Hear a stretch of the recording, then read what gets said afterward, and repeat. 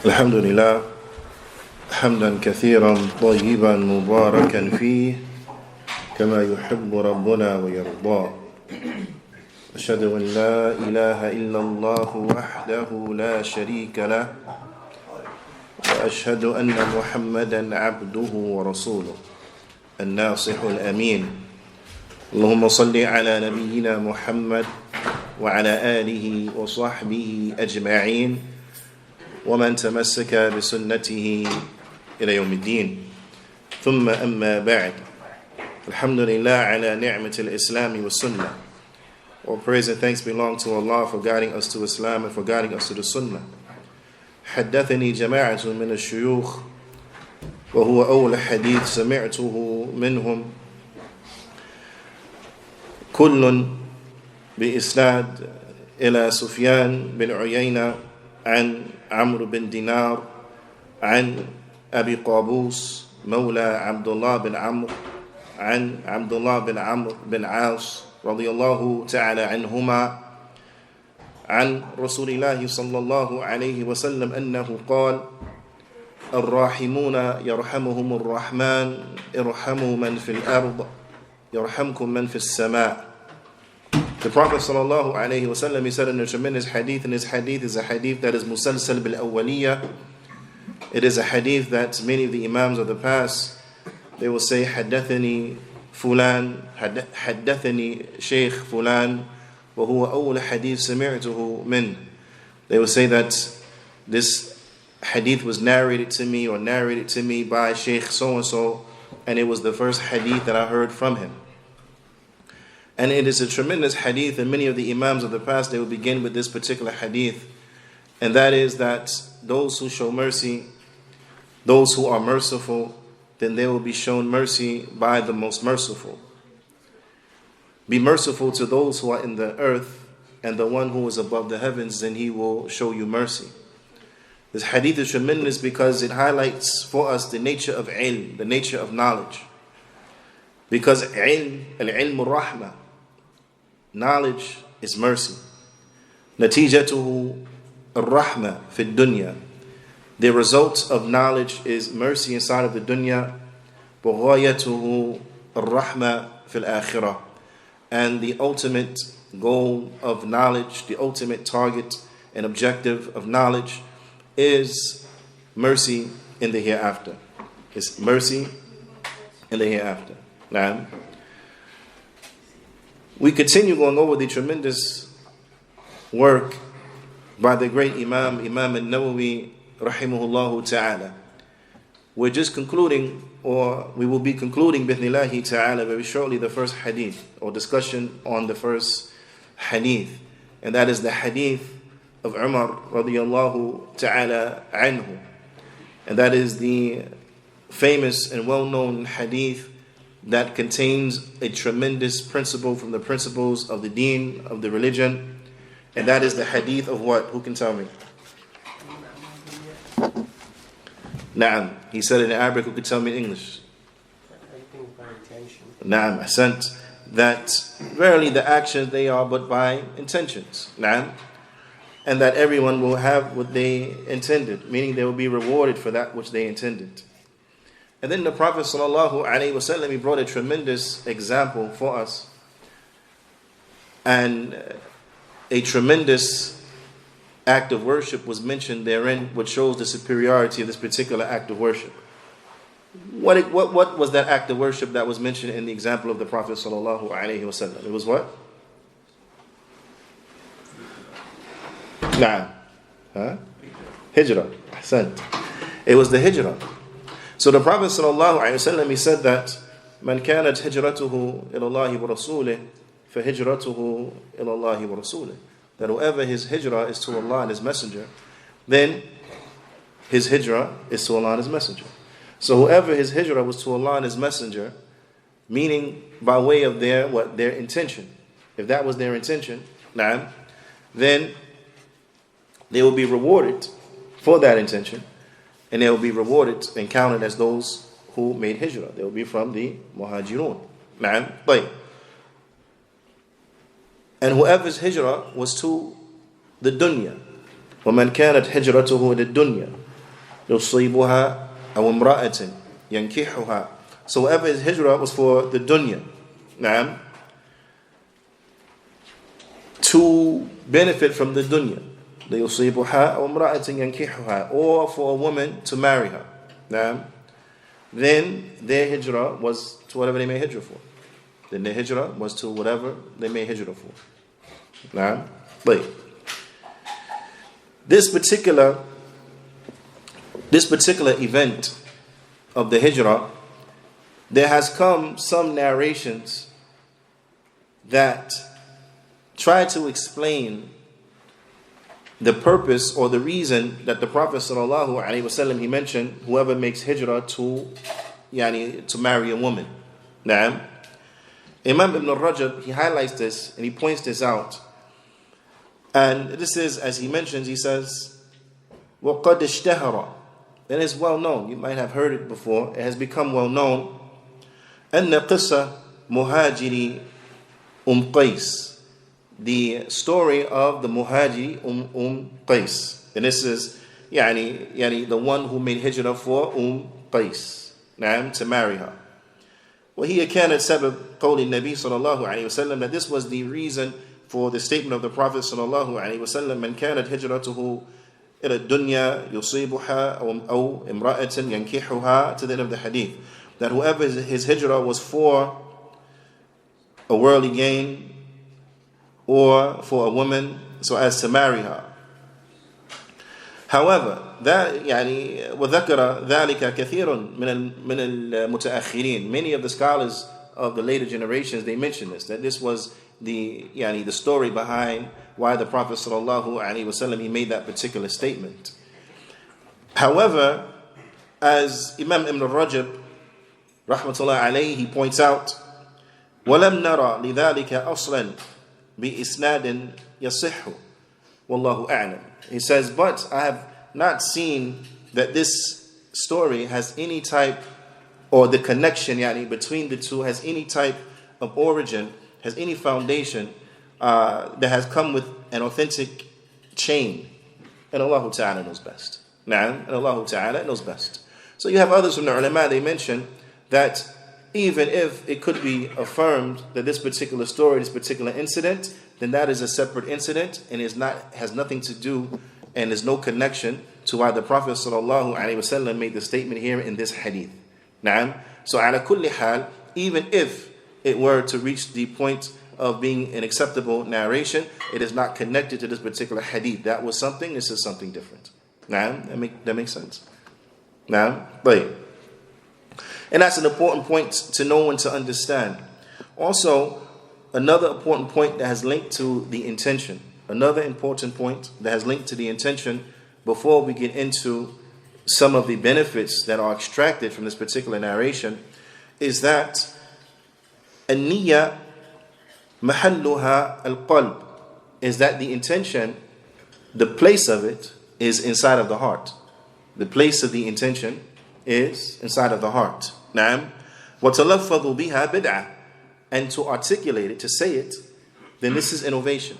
This is an innovation. نعم. And it's important that we point this out, because a person may say, well, what's wrong with if I say it? What's wrong if I say, and I intend to pray 4 raka'at for salatul dhuhr, مثلا, for example, right? And why is it termed a bid'ah?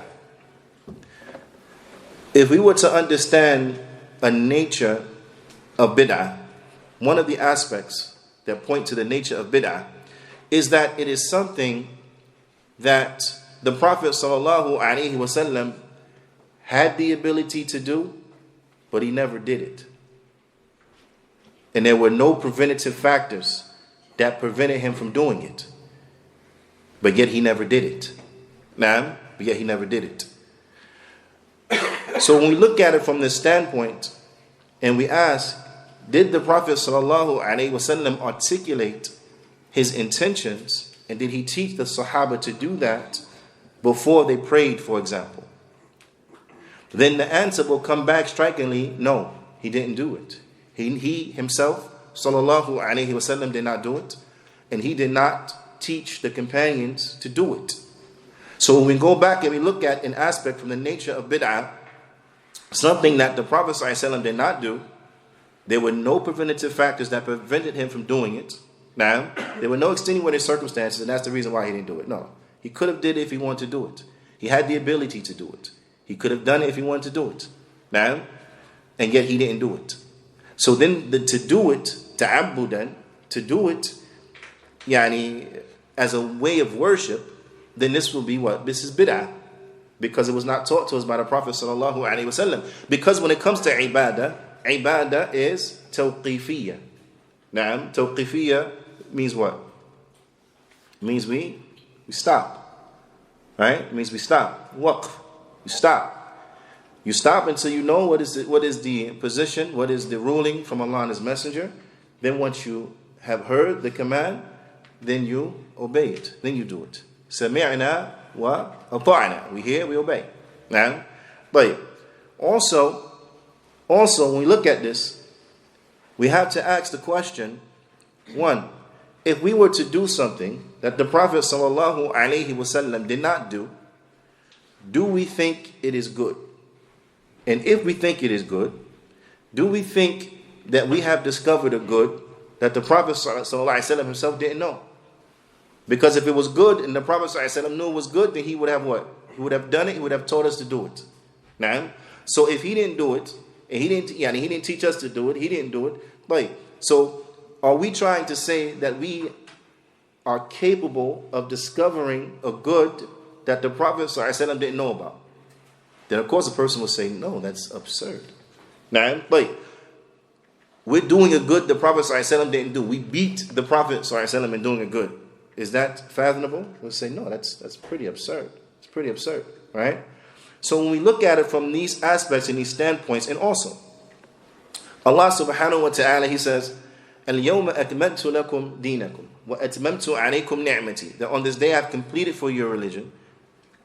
Religion is perfect. Right? I have perfected your religion and completed my favor upon you.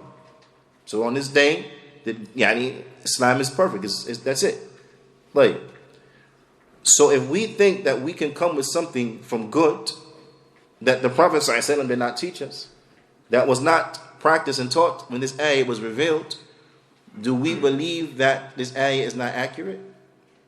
Hasha lillah. Of course not. This is kufr to say something like that. Right? But this is what is implied. This is what is implied, that this is not accurate, because there was some good that came after this ayah. There was still some good left that wasn't pointed to yet. So we know, hasha lillah, this is not correct. Right? You see how abominable the statements, how heinous this statement and this implication is. Now, but also, the Prophet ﷺ, he said, ما من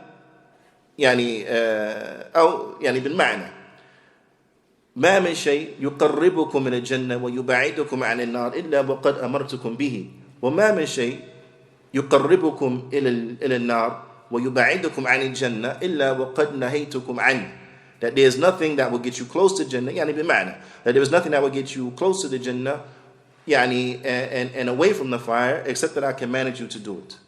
And there's nothing that will get you close to the fire and away from Jannah except that I commanded you to stay away from it. Now, أو كما قال النبي صلى الله عليه وسلم. But what are we to say in light of that?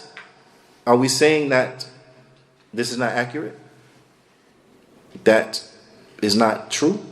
Is that what we're saying? Then of course the answer is, of course not. No one is saying this. No one in their right mind will ever make this type of allegation. So, with that being the case, and we realize what is implied by doing things and taking it as an act of worship in which the Prophet ﷺ, he did not teach us, then we understand how evil, dangerous, and destructive bid'ah it really is, and why the Imams of the past, they will take such a firm stance against it, because what is implied is heinous. Bila shak bila raib. It's despicable, and even saying it's despicable is a gross understatement. It is a gross understatement, because the Prophet ﷺ, he said, "Kullu bid'atin dalala." Every bid'ah, not ba'duha, not some of it, not julluha, not most of it. Kull, Every bid'ah is dalala. وَكُلُّ ضَلَالَةٍ فِي النَّارِ. And every dalala is in the fire. Now, so when we reflect now on what is implied by doing innovations in the religion, then we understand this is the case. Now, it is important that we understand that what is considered bid'ah is a bid'ah inside of where? The religion. Innovation in the religion, right? Because some of the people from the juhal, those who are wanting and lacking in knowledge, they come and they say, if you're so concerned with bid'ah, brother, then why you got a cell phone? Why you drive a car? Why you got a watch on? Right?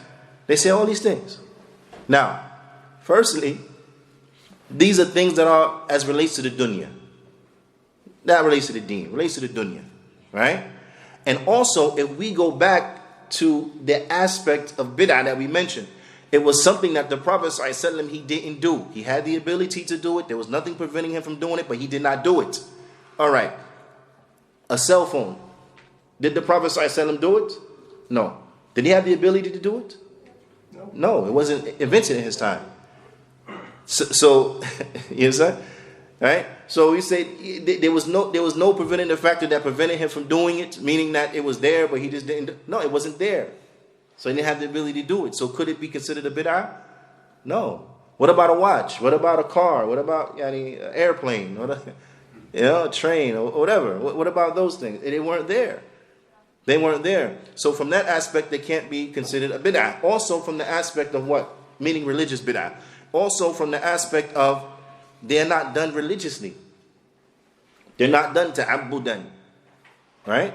They're not done ta'abbudan. So therefore, could they constitute and enter into mean what is a bid'ah? No, they can't. They can't. So it is incumbent that we, and this is the nature of Ahl Sunnah, is that we're in the middle. We're not too far to the right. We're not too far to the left. We're right in the middle. Now, we don't make things extremely difficult. And at the same time, we're not extremely lackadaisical so that nothing matters. We're in the middle. Now, we're in the middle. And being in the middle is easy because the deen of al-Islam is the deen Hanifiyya Samha. Is Hanifiyya. It is true monotheism. And it's easy. The deen is easy. Now, whereas to try to go to the extremes of these individuals, okay, but don't wear a watch and don't drive a car and drive a camel and all, that's difficult. Yeah? You're gonna drive a camel in Orlando? Allah musta'an. If you do, call me. Or maybe you can't call me now because you ain't got a phone neither. Allah musta'an. Send a pigeon. Send a carrier pigeon or something. Yeah. No, because I want to see that. I want to see you out there on the turnpike with your camel. Allah musta'an. It is incumbent that we understand these things because sometimes people they get sensitive when they hear this stuff. When they hear what's a lafz bil niyya bid'ah, they get, oh, what do you mean? Oh no, it's a bid'ah, and it's okay if you didn't know. It's okay if you didn't know. That's fine. That's okay. There's a point that none of us knew anything. Everything we know now, there was a time we didn't know it. Then we learned it. Alhamdulillah. So this is no problem. Now, as we learn, and we increase. Because remember, the likes of these classes, studying, every time you sit down with the Quran, the purpose is that you get up better. The purpose that you get up better. You keep improving on yourself. Right? All of us, we're all works in progress. We're all works in progress. Anyone who is operating as if they're complete, they're foolish. They're foolish. All of us are in need of improvement. There's room for improvement. So we have to strive to improve ourselves. And as we learn new things, then we implement those things that we learn. Because if not, then why? It makes no sense, right? Because the alim that doesn't act in accordance to his knowledge, then as the Prophet ﷺ, he said, "Al-alim alladhi la ya'mal bi'ilmihi kal-misbah yadhi'u lin-nas wa yahrik nafsa." That the scholar that does not act in accordance to his knowledge. Now, and I want you to understand the similitude here, but the reality is that this is for everybody. If you don't act in accordance to your knowledge, then this is very dangerous. This is very bad. But the scholar, the one who teaches and he shares, the ilm and stuff like that, the Prophet ﷺ, he said that the scholar who does not act in accordance to his knowledge is like a lantern. It's like a lantern. Now, the kerosene lanterns and things like this, right? They sit in that kerosene or whatever fuel, and there sits in it the wick, right? And what does the wick do? يُضِيءُ لِلنَّاسِ. It gives out light for the people.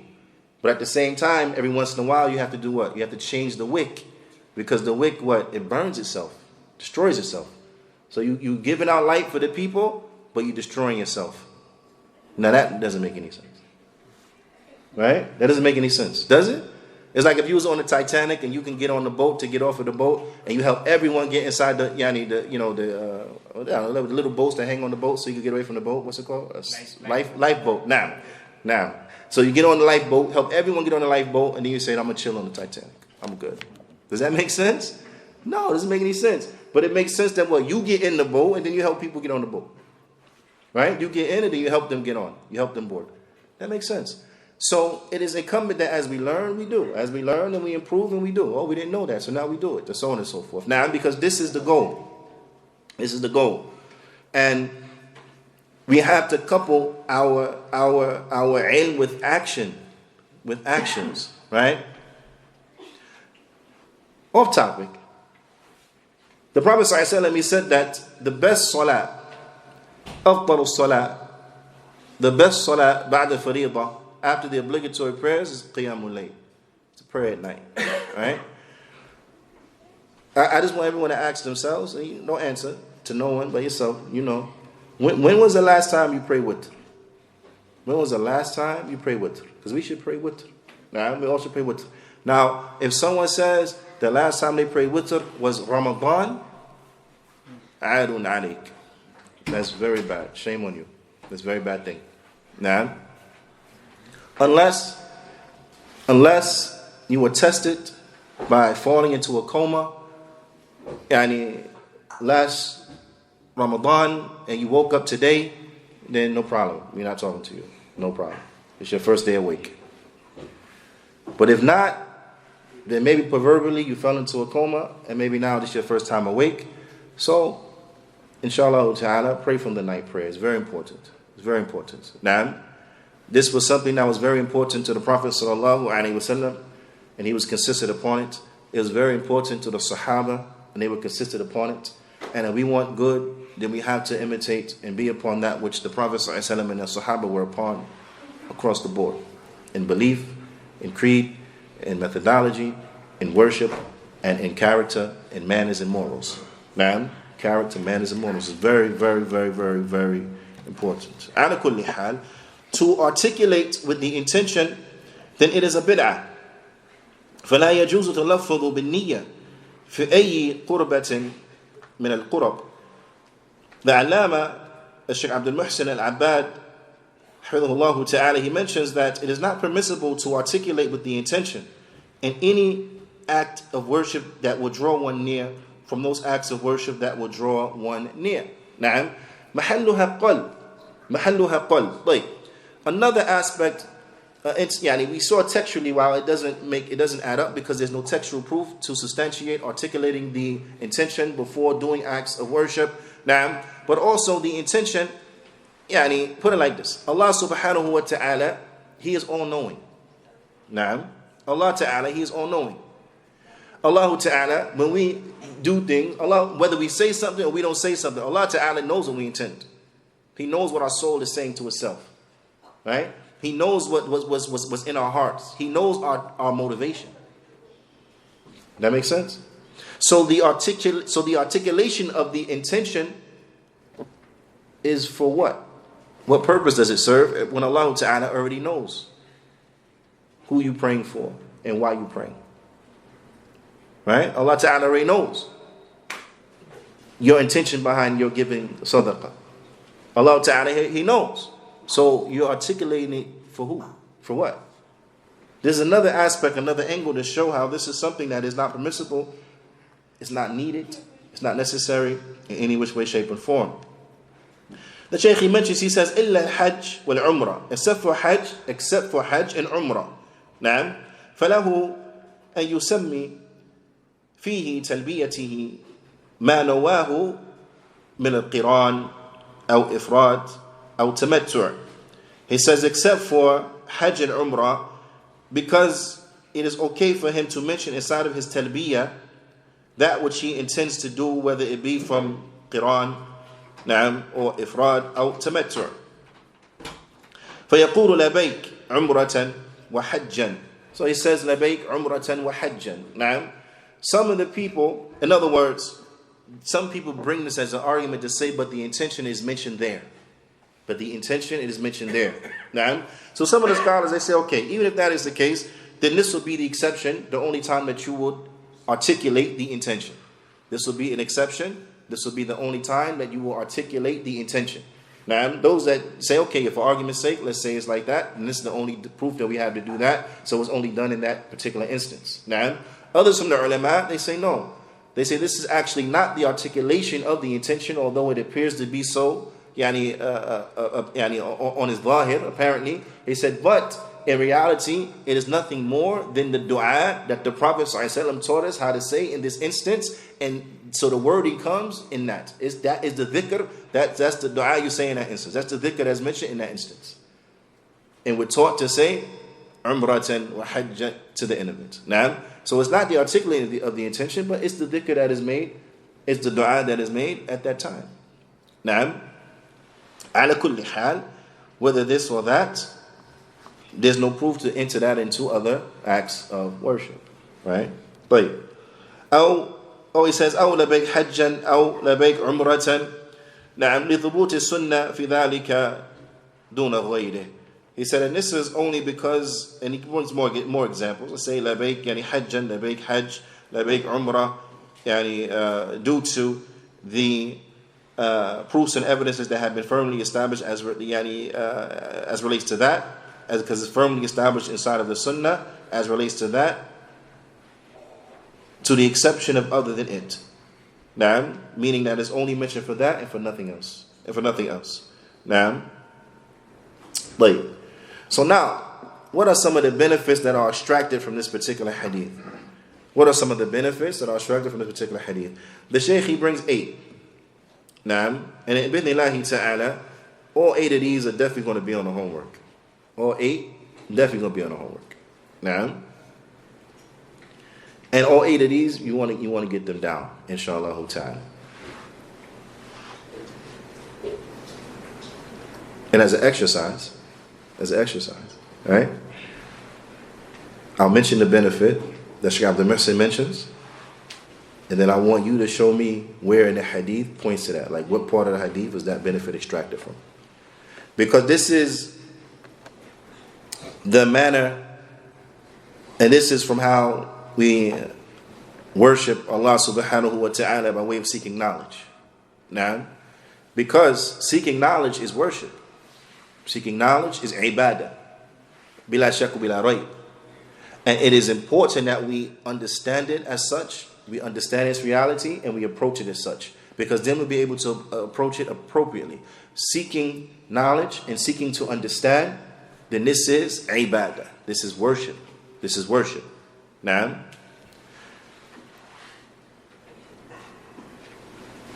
the first benefit in which he mentions, he says, أَنَّهُ لَعَمَلْ إِلَّا بِنِيَّةٍ, that there's no action except that it has an intention.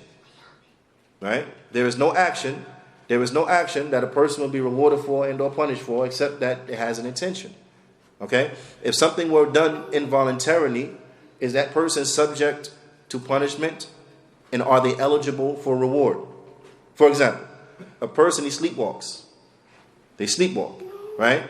So while they were sleepwalking, whatever that they have done, are they eligible to be rewarded, or are they subject for punishment?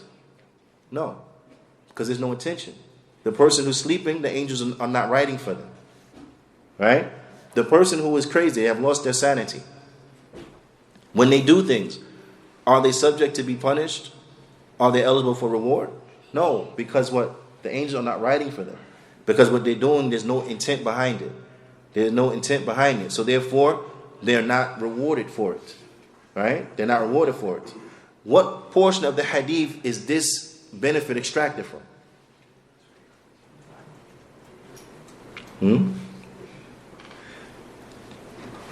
Again, that verily, la amal إِلَّا بِنِيَّةٍ. There is no action except that it has an intention. Is from what part of the hadith? Na'am. إِنَّمَا الْأَعْمَالُ بِالنِّيَّاتِ. Ahsant. Na'am. That actions are but by their intentions. طيب. وَأَنَّ الْأَعْمَالِ مُعْتَبِرَةً بِنِيَّتِهَا. And that actions will be considered based upon their intention. Right?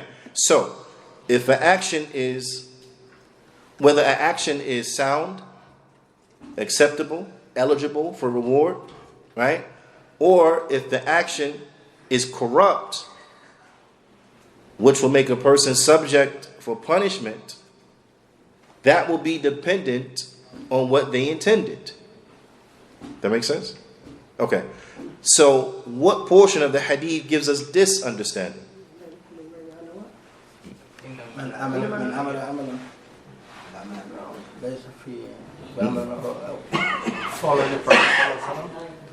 Now, but more so specifically to this hadith. Which phrase in the hadith gives us this understanding? That whether an action is sound, acceptable, or it is corrupt and not acceptable will be based upon the intention.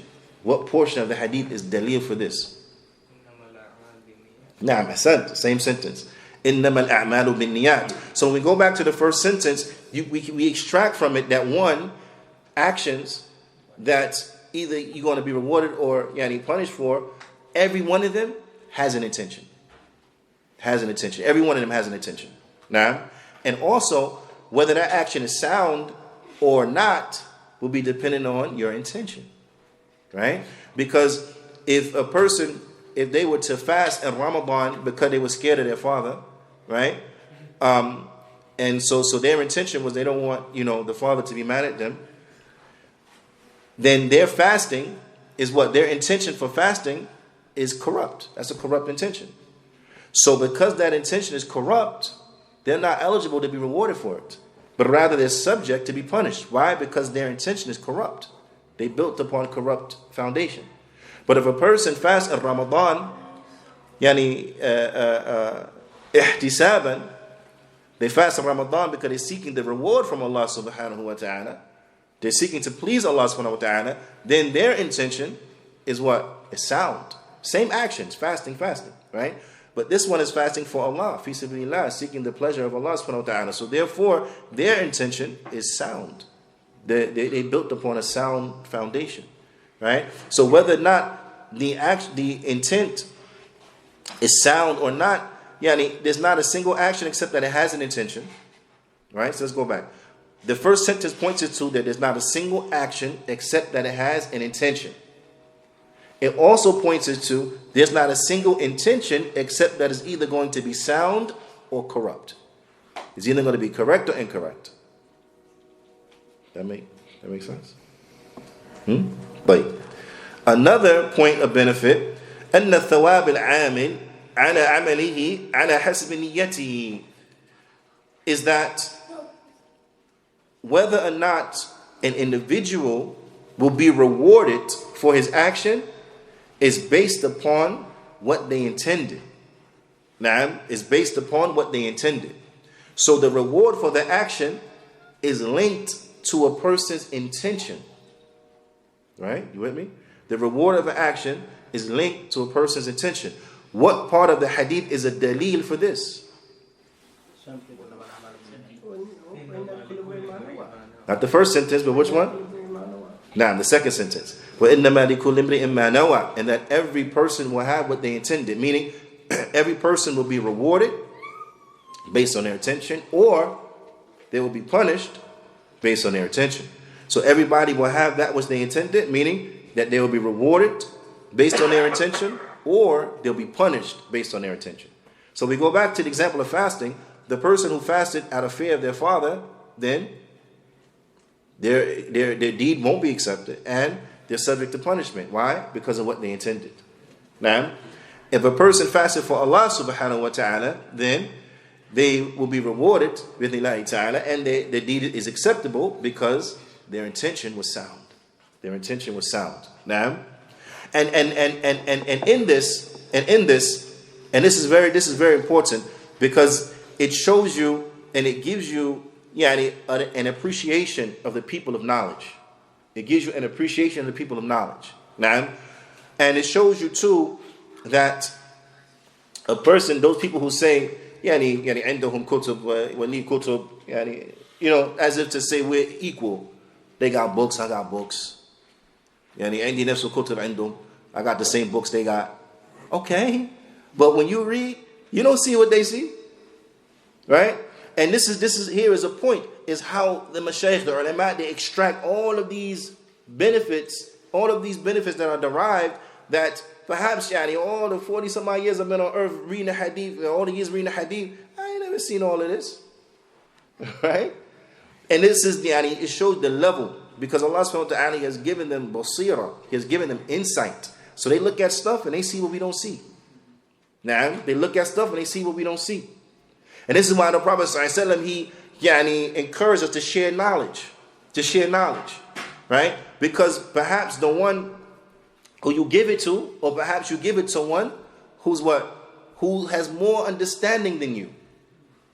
Right? You give it to one who has more understanding than you. أفقى منك.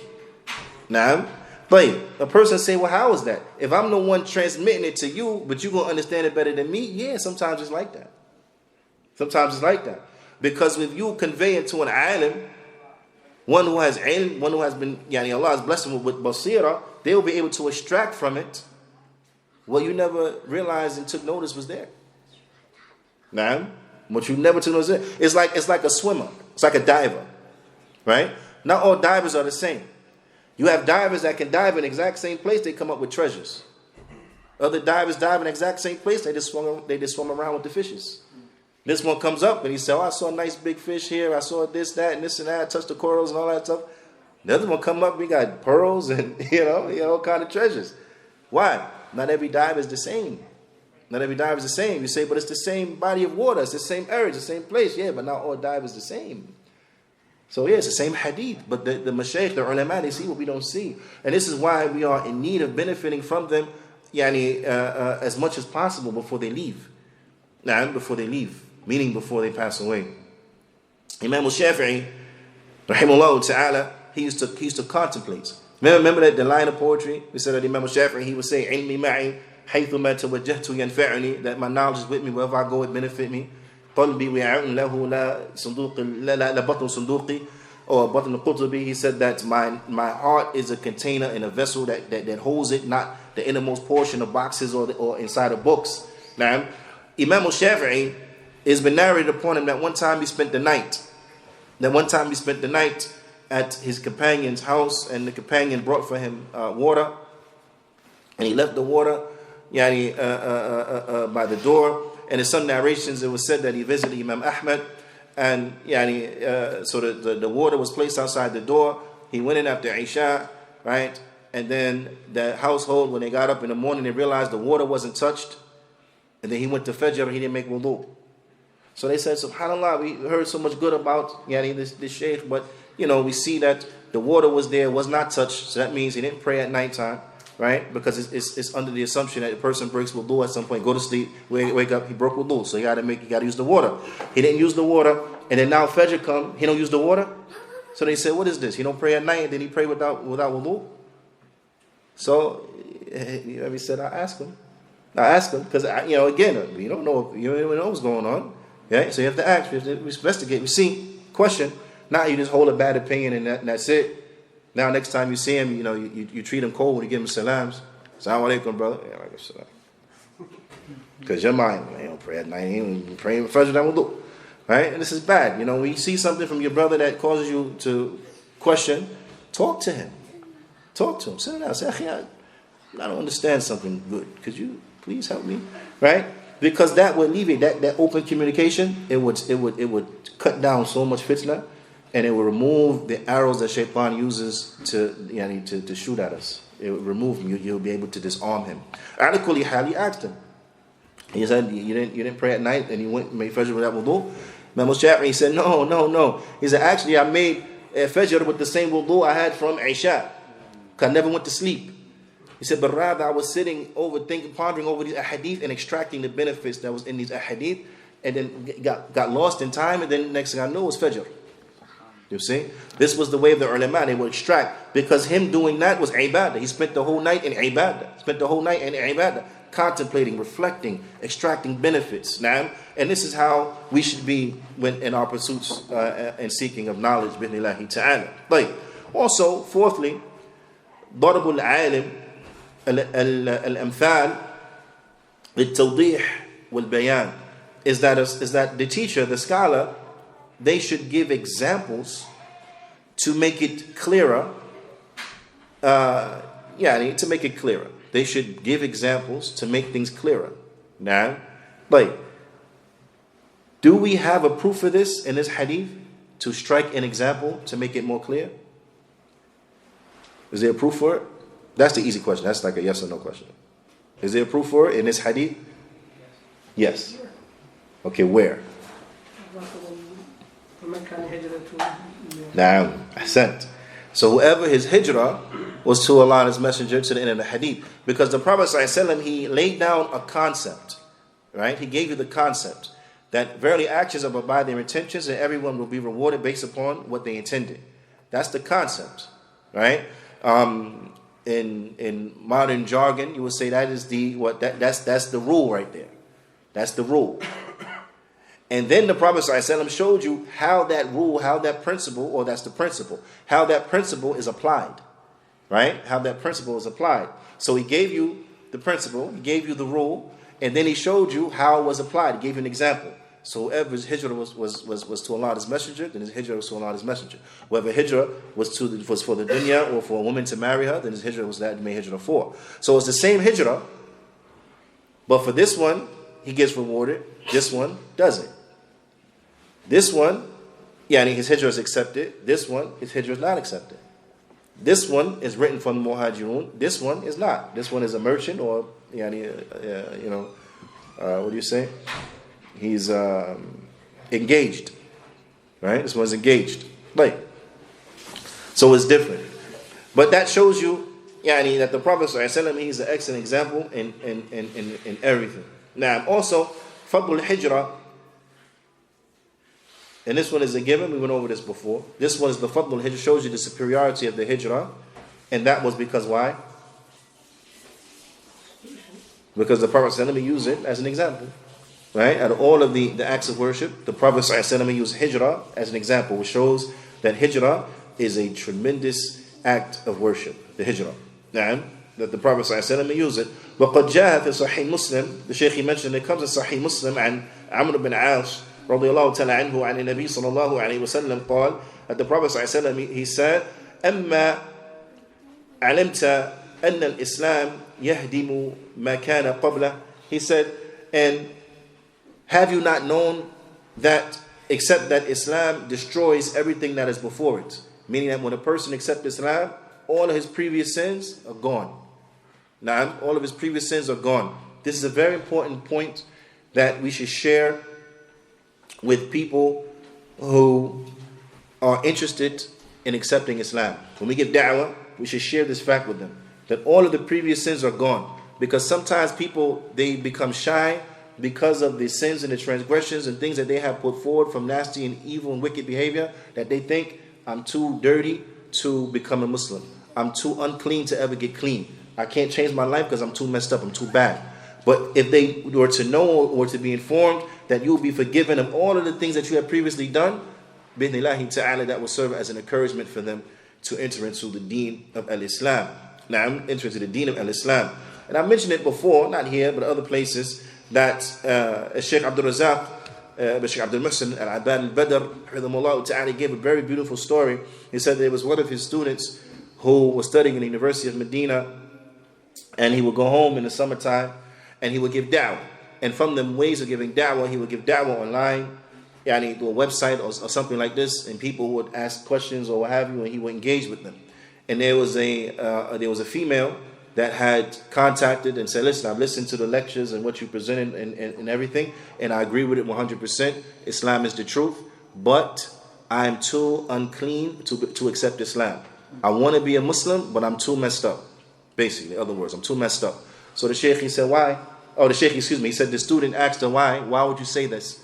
She says, because I am a dancer, right? Not like the ballet, no, the other type. She said, I'm this type of dancer, right? And you know all the filth that goes along with that. And she says, I'm too messed up. I can't. How a person like me gonna accept Islam?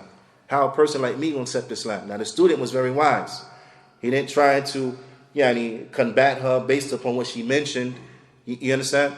So he said to her, he said, hey, have you kill 100 people?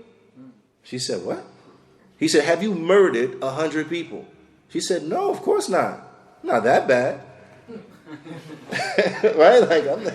That's worse than Jeffrey Dahmer and all. And kill 100 people? Son of Sam may kill 100 people.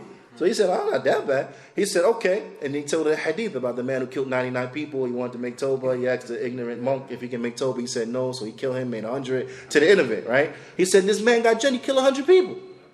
And he still went to the Jannah. He said, so are your crimes worse than his? And she said, no. No. He said, and he was forgiven. So why do you think you can't be forgiven? And subhanAllah, she broke down and she accepted Islam. Alhamdulillah. So this is a very excellent hadith that we share with the people, that all their previous sins will be forgiven. So a person say, okay, now I'm Muslim. Okay, how am I going to get my sins forgiven? I can't accept Islam again. The Prophet ﷺ, he said, وَأَنَّ الْهِجْرَةَ تَهْدِمُ مَا كَانَ قَبْلَهُ. And at the hijrah, it will destroy everything that came before it. The hijrah, it will destroy all the previous bad deeds, wiped away. They disappear. So that's tremendous, right? Also, وَأَنَّ الْحَجِّ يَهْدِمُ مَا كَانَ قَبْلَهُ. And that the Hajj destroys every bad deed that came before it. Right? That's just something to think about. Something to think about. The importance of Hajj, the importance of Umrah. Now, because Umrah from Umrah will erase the sins between the two. Right? Now, I want you to think about this. We're in the process of community building, right? Building community. Okay. What do you think is better? That we try to build a community with a whole bunch of dirty people? When I mean dirty, I mean with sins. You make istighfar. That's how you clean your sins, right? When you praise Allah subhanahu wa ta'ala, that's like perfuming a garment. Right? When you praise Allah, that's like perfume for a garment. But you need both, right? Because if a person is dirty, you just don't put perfume on top of dirt. No, you clean the dirt and you put perfume. So you're doing both. You ask Allah to forgive you, and then you praise Allah subhanahu wa ta'ala. Now, ala kulli hal. So is it better now? We're going to try to do great, beautiful things with a bunch of people that's really, really, really, really, really, really caked on dirty, right? Or we make it easy for them by facilitating for them opportunities where they can get a whole bunch of that dirt removed and get cleaned up. Which one is better? The second one, right? Then we get a whole bunch of get cleaned up. Now, with that being the case, then I'm just going to throw this out there like that. That shows you the importance that every year there should be a group of us making Hajj from this community. Every year, a group of us making Umrah from this community. We want all the Muslims to benefit, no doubt. We want everybody to benefit, right? But like on the lifeboat on the Titanic, what are we going to do?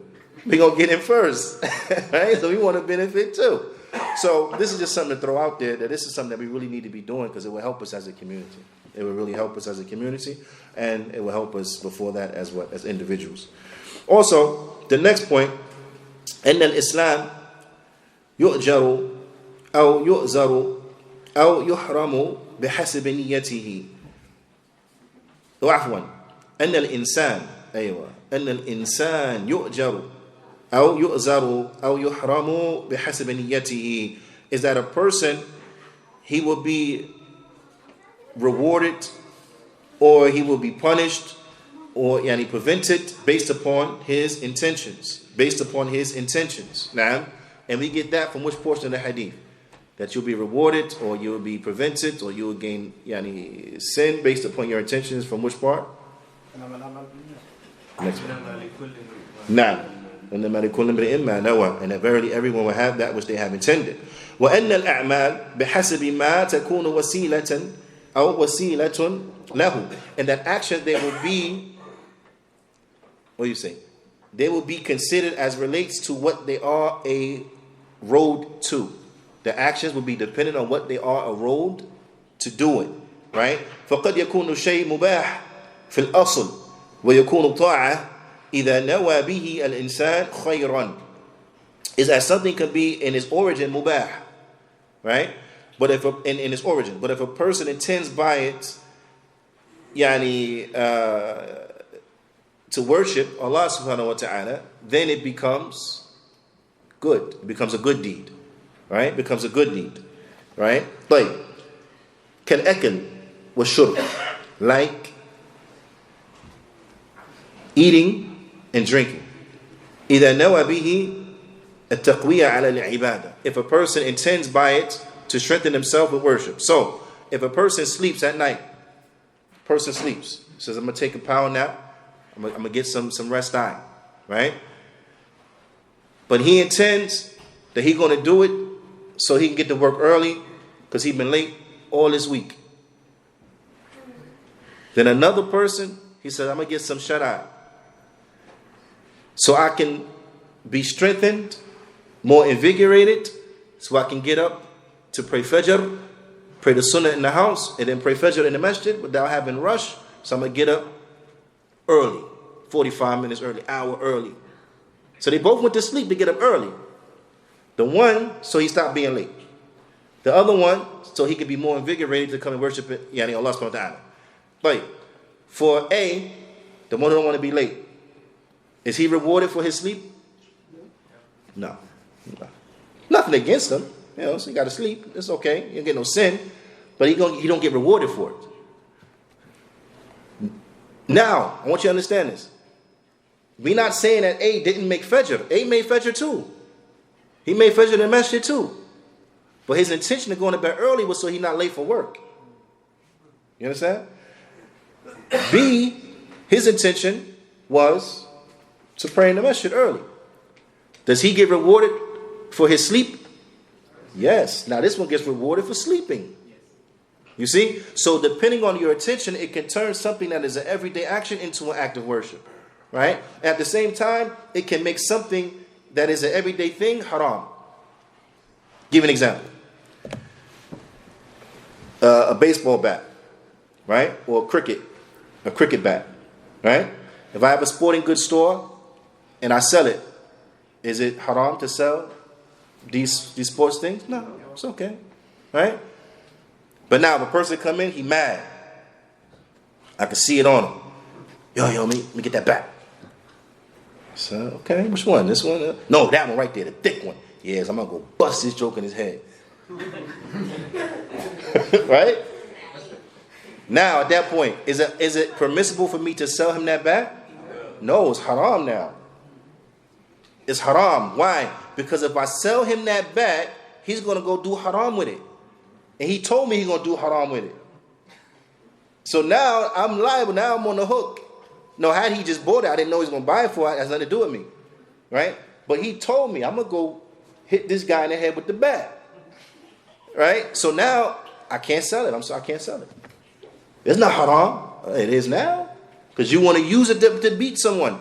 And this is what is meant by the Sheikh's statement, that an action will be in accordance to what it is a road and a means to. What is a means to? So if it is a means to doing something halal, then you'll be rewarded for the means that you took to get there. Now, but if it is a means to do something haram, then now you're going to be, you're subject to being punished for the road you took to get there. That makes sense. But also, and lastly and eighthly, from the benefits, أن العمل الواحد يكون للإنسان أجرا ويكون للإنسان حرمانا. Is that an action, the same action, for one person, they will be rewarded, and for another person, they'll be prevented from being rewarded and or punished for it. Now, that one person do something and they get a reward for it, the other person do something and they'll be punished for it. What portion of the hadith points us to this with its example? It's kind of a trick question. That's right. But I just said it's a trick question, right? Because all of the hadith points us to this with its. That's why I said with its example. That was the swinger there, with the example, and that's what the whole hadith points us to. That you can have the exact same action, A person do it, they get rewarded. Another person do it, they don't get rewarded. A person do it, then it's accepted. Another person does the exact same thing, and it's not accepted. And then Imam al-Nawawi, rahimahullah ta'ala, he goes on to the next hadith, the hadith that is tremendous, and this hadith is called Hadith Jibreel. Also, the ulama, they say this hadith is Sunnah. It is the mother of the Sunnah, because just like the Quran is just like Fatiha is the mother of the Quran, then this hadith is the mother of the Sunnah. The hadith that explains in general the deen of al-Islam. But bi'idhnillahi ta'ala, we will say that to the next sitting, bi'idhnillahi ta'ala. And we ask Allah subhanahu wa ta'ala and yuwaffiqni wa iyyakum lima yuhibbuhu wa yarda, that Allah subhanahu wa ta'ala, He gives me and you the success of doing that which He loves and that which He's pleased with. Allahumma anfa'na bima 'allamtana wa 'allimna ma yanfa'una wa zidna 'ilma. This is a hadith, this is a dua, as it comes, that we should constantly be striving to make. Oh Allah, benefit us with that which you have taught us, and teach us that which benefits us and increase us in knowledge.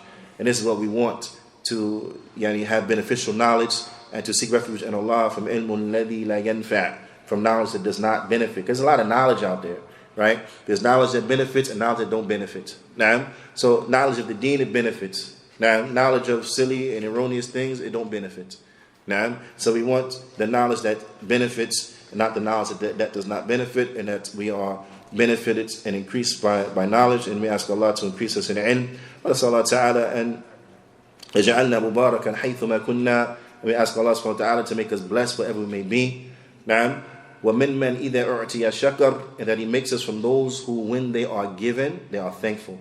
وَذُبُتُولِيَ الصَّبْرِ, and He makes us from those that when they are tested, they are patient.